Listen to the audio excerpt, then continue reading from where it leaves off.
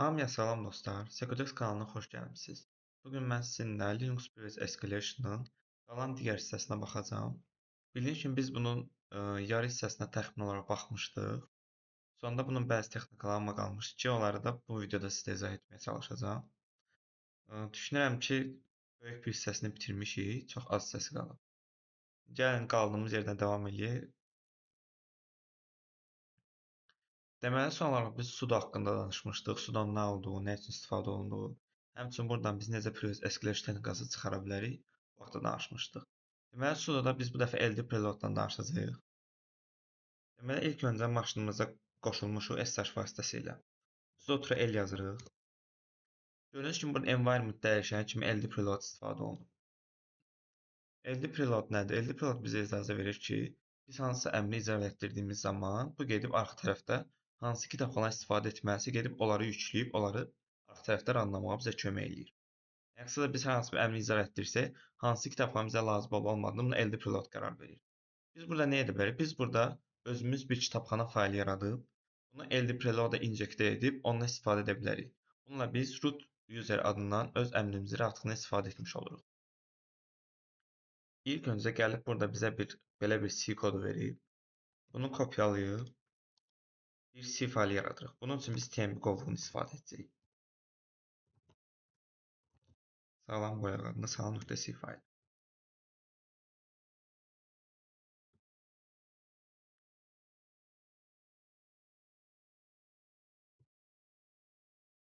C faylını yaratdıqdan sonra bunu GCC əmrindən istifadə edərək çalışdırıla bilən hala salmalıyıq. Çalışdırıla bilən hal nədir? Yəni biz bunu maşın dilinə çevirməliyik. Amma lakin bu zaman biz kitabxana faylı, yəni SO faylını istifadə edirik. SO faylı nədir? SO faylı bizim Linuxda istifadə etdiyimiz kitabxana faylının extensionudur. Deməli biz yaratdığımız həmin faylı kitabxana faylına çeviririk.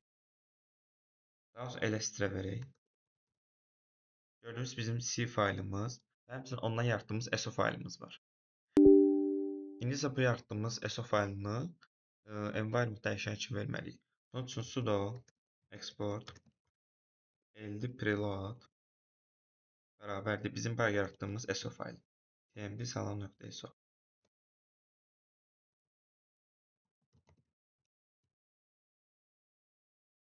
Export əmri olmadığına görə birbaşa bunu dəyişəndə mənimsədə də bilərik. Bunu edəndən sonra bizə bu sudoda olan hər hansı bir əmr lazımdır. Məsələn, biz burada gəlin apache istifadə edirik. Gördüyünüz kimi başlanğıc kimi biz birbaşa root etdik. Bu necə baş verir? Biz apache əmrini icra etdikdə bu gedib arxa tərəfdə kitabxana faylı kimi salam.so faylını çağırır. Bizim bu SO faylımız içərisində isə bizim C kodumuz yerləşir. Gəlin C koduna baxaq. C kod əslində çox bəsitdir. Bizə 1005 şəklini qaytarır və bizim ID-mizi 0, yəni ki, rootun ID-sinə çevirir. Yəni sadəcə belə sadə bir kodla özümüzü root user etmiş oluruq. Bu texnikalardan biri. İndi digər texnikalara baxaq. İndi isə biz suite-dən danışacağıq. Suite-dən əvvəlki dərslərimizdə danışmışdıq. Biz bu zaman suite-i necə previously istifadə edirik onu göstərəcəm. Bunun üçün ilk öncə bizə suite icazəsi olan fayllar lazımdır. Bunu da find əmri ilə bu şəkildə rahat tapa bilirik ki, bizə type F, yəni fayl olan və permissionu 4000 olan fayllar lazımdır. Gördüyünüz kimi belə fayllar çıxdı qarşımıza.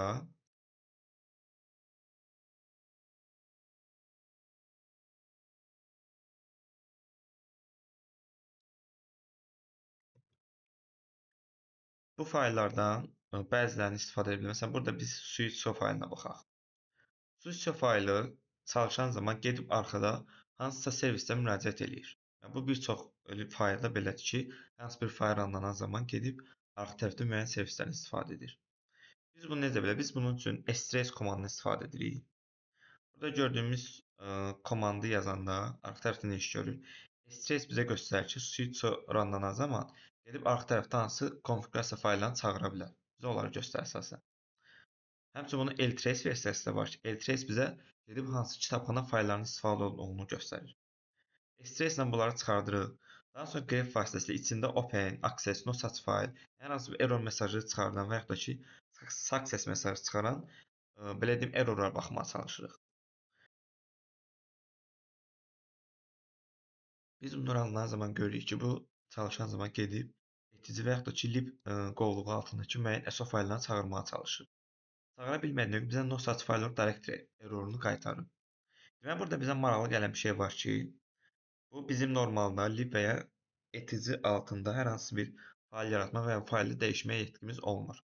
Amma ki, burada home və user, yəni bizim öz ana qovluğumuz altında .config altında libkak.bir SO faylı var.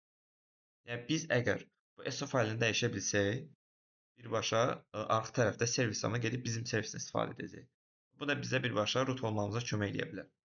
Gəlirik öz direktorimizə. cd config.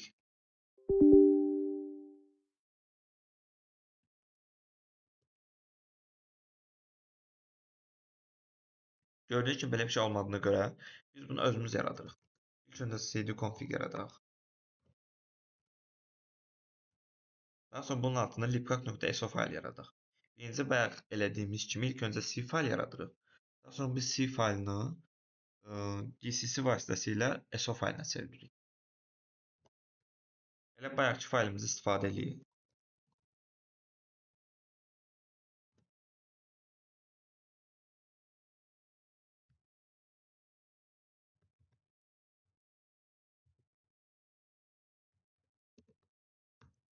Daha sonra bunu gcc ilə çağrışdıra bilən formaya salırıq.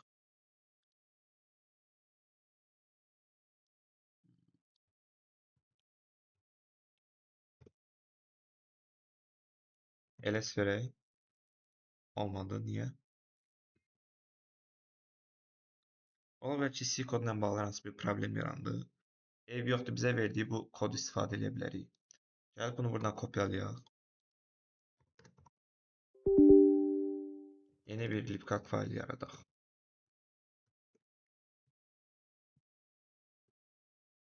Bu fayl nə edir? Çox bəsit şəkildə 1005-i bizim TMP içərisinə kopyalayır. Ona suite yetkisi verir və daha sonra isə onu birbaşa bash olaraq çağırır.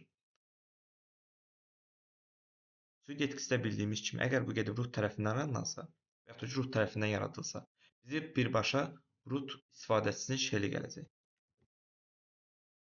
Gəldik, bunu yaratdıq. Daha sonra burada gcc vasitəsilə SO faylinə çevirdik. Və son olaraq gedib bayaqki faylımızı çalışdırmalıyıq. Çox bəsit şəkildə. Gəlirik bura, SO faylını götürdük. Olmadı, belə eləyək. Gördüyünüz kimi çox sadə şəkildə root olduq. İndi qısaca deyim nədir burada. Gəldik birinci suite yetkisi olan faylları tapdıq ki, burada bizim istifadə etdiyimiz suitesi olan idi. Daha sonra bunun gedib arxa tərəfdə hansı servisdə istifadə etdiyinə baxdıq. Gördüyünüz kimi servislərdən biri bizim öz direktorimizin altında yerləşir. Yəni biz bunu etsə bir faylın adını dəyişib və yaxud da ki, faylın içini dəyişib etsə bir injection edə bilərik. Gəlirik bura, öz C faylımızı yaradırıq. İçərisinə bizə verdiyi kodu daxil edirik ki, bu da bizə birbaşa root olmamıza kömək eləyir. Daha sonra bu C faylı yaratdıktan sonra bunu gcc vasitəsilə SO, yəni kitabxana faylinə çeviririk. Buna da çevirdikdən sonra çox bəsit şəkildə gəlib bu faylı ranlayırıq. Ranlananda gedib bizim o SO faylımızı çağırır, ranlayır və bizə nəticəsini qaytarır. Və beləliklə biz bash shellini almış oluruq. İndi gedək digərlərinə baxaq.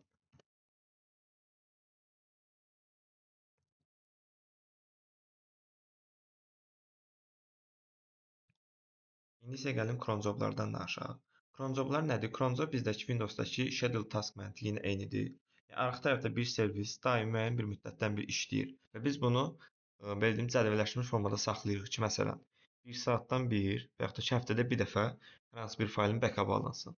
Bunu hər həftə biz gedib bir-bir özümüz etməkdənsə, götürüb buna bir schedule task və yaxud da ki, cronjobda bir əmr yazırıq ki, get hər həftə, məsələn, bazar günü saat 5-də get bu əmri icra elətdir. Bu da vaxtdaşı gedir, hər həftə bunu icra elətdirir və bunu avtomatlaşdırmış oluruq. Buna baxmaq üçün cat etici crontab yazırıq. Gördüyünüz kimi burada bizim cron joblarımız var ki, burada 2 dənə də əsas root yetkisindən biri override sh, bir də ki compress.sh. Gəlin baxaq görə burada hansı atak vektoru çıxa bilər. İlk öncə burada override.sh-ın tam olaraq yolu verilmədiyinə görə override.sh-ın tapılma prosesi necə baş verir? Gəlir bura pass hissəsinə, pass dəyişəninə. Birinci gəlir home userin altına baxır. Əgər override.sh tapmasa, gedir bunun altına. Burada tapmasa, gedir buna. Sonra bu, sonra bu, sonra bu. Yəni bu sıra ilə davam edir. Biz indi nə edərik məntiqlə? Bizdə pass-də ilk öncə bizim direktorimiz varsa, gəlir home userin altına ki, biz oradayıq hal-hazırda. Yazarıq ki, nano override.sh.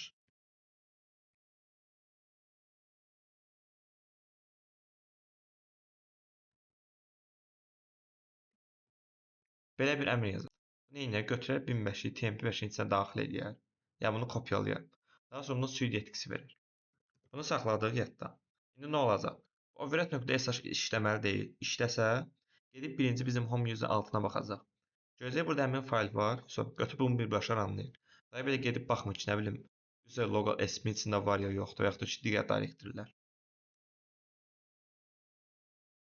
Bunu eləyəndən sonra bunun ümumiyyətlə çalışması üçün bir dənə prosta X daha doğrusu execute verək və oturub gözləyək. Niyə gözləyirik? Bizim bu faylımız hər dəqiqədə bir dəfə ranlanır. Ranlanandan sonra gedib bizə bir dənə TMP5 yaratmalıdır. TMP qovluğunun altında. Biz onun yaranmağını gözləyirik. TMP içinə girək. LS verək. Aha, ücə yaranıb. Gördüyümüz kimi. Bu bizim cronjobun nəticəsində yaranmış bir şeydir. Gəlib bura prosta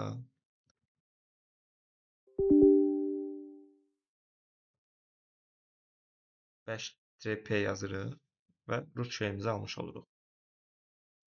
Cronjob da belə ki, yəni biz buradan faylları yaradıb və yaxud da ki, dəyişərək öz belə deyim, kodumuzu vaxtaşırı icra etdirə bilərik.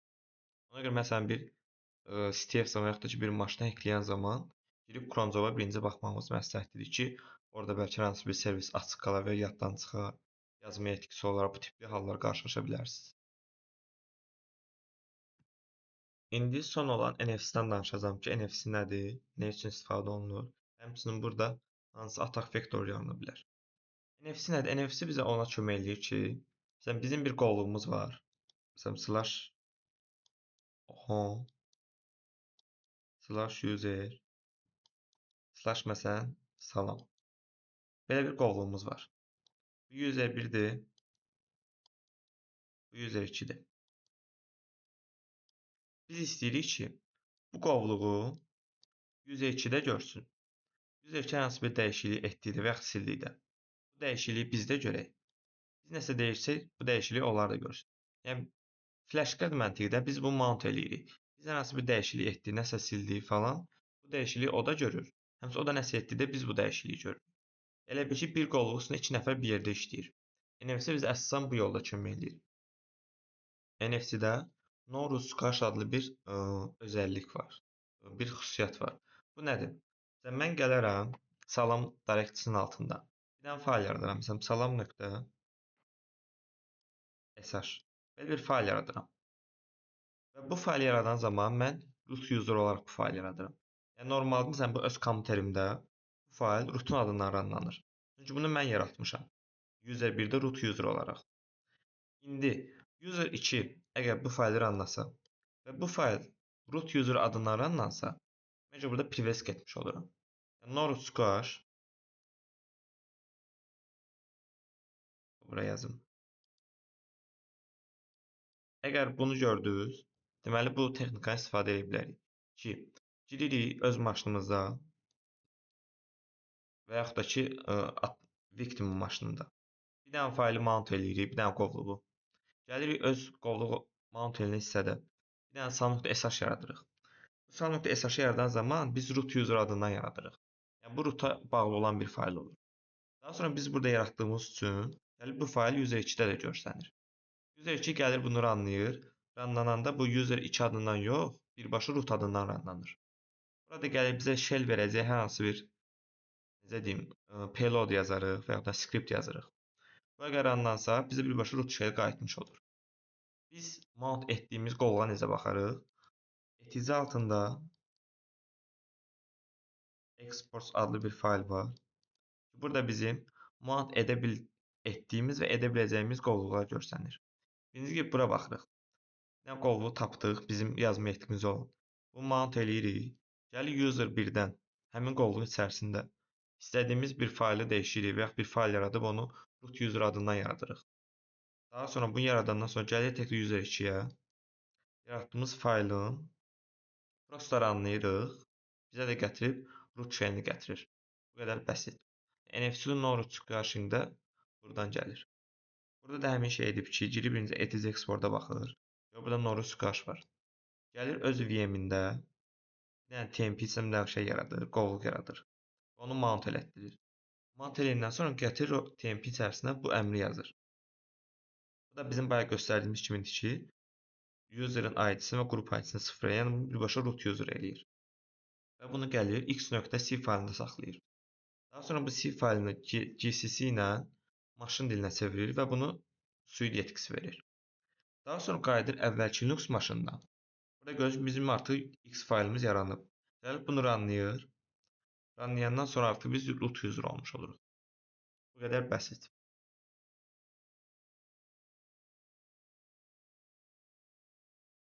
Deməli, mənim Linux escalation haqqında danışdığım bu qədər idi. Ümid edirəm ki, sizə necə faydası oldu, sizə hansı bir yol göstərdi. Özünüz bu labları gedib bir də işləyin, hamısına bir-bir baxın. Video uzun olmasa mən hamısına baxmıram. Siz özünüz baxa bilərsiniz. Burada environment dəyişənləri var və yaxud da capability var. Cronjobun həmçinin başqa burada lablarda var. Girib bunlara da baxa bilərsiniz. Həmçinin bunu bitirəndən sonra gəlib burada Linux Plus Escalation aid burada lab olmalıdır. Gəlib bu labı da işləyə bilərsiniz. Bu labda nə üçün maraqlı texnikalar var. Təxmini bizim baxdığımız şeylərdə, amma yenə də təkrar üçün girib işləmək olar. Video bu qədər idi. Ümid edirəm siz razı qaldınız. Maraqlı oldu. Uzun müddətdən sonra kanala geri qayıdış elədi. Ümid edirəm siz də bunu yorum və yaxud da ki, bəyənərək bizə dəstək göstərə bilərsiniz. Sağ olun, salamat qalın.